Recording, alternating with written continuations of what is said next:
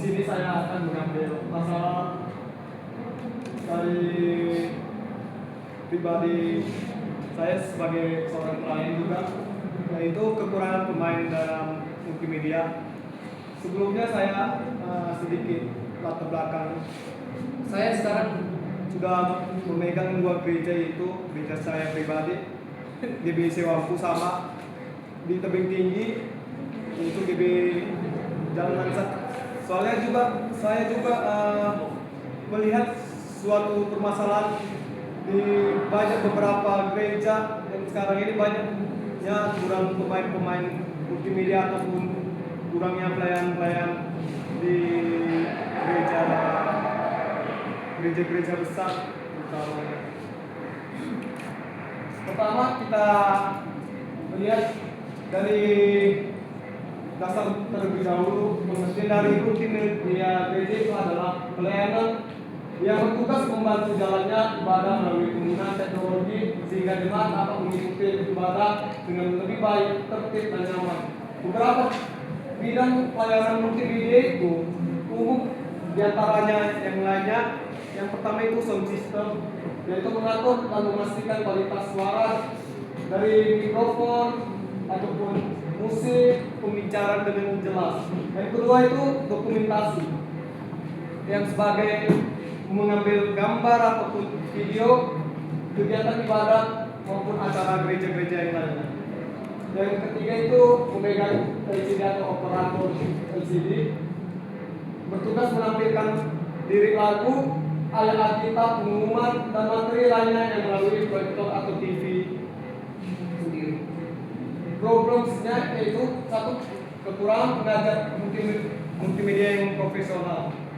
Saya sebagai pengajar kemarin, saya ditawarkan di gereja saya Tebing Tinggi. Dibilang, "Dek, mau nggak kau jadi apa? Ngajarin anak-anak yang di sini untuk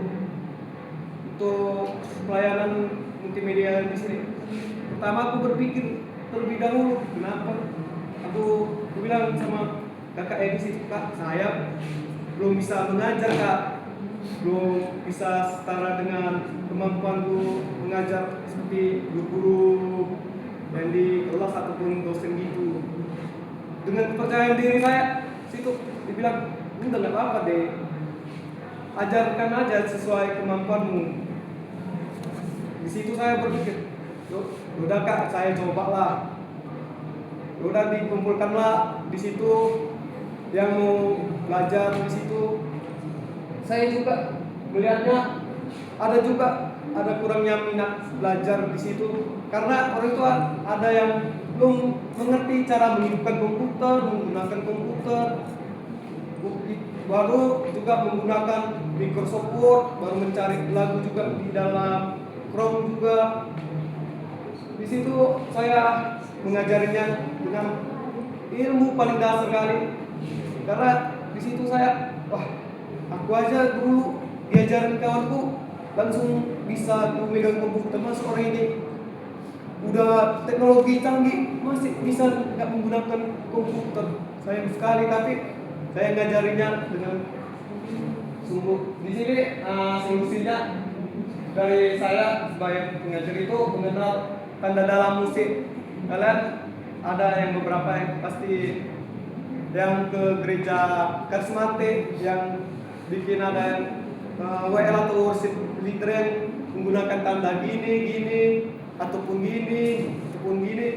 Di situ saya mengajarin hal-hal dasar terlebih dahulu supaya tahu orang itu apa tanda-tanda ini. Sebenarnya ini hal basic di dalam multimedia ini. Yang kedua itu memperbanyak mendengar lagu-lagu rohani. Walaupun sehari-hariku mendengarkan lagu rohani, sedikitnya lagu-lagu yang duniawi, tapi kebanyakan yang rohani. Yang ketiga itu harus bisa saling kerjasama antar tim.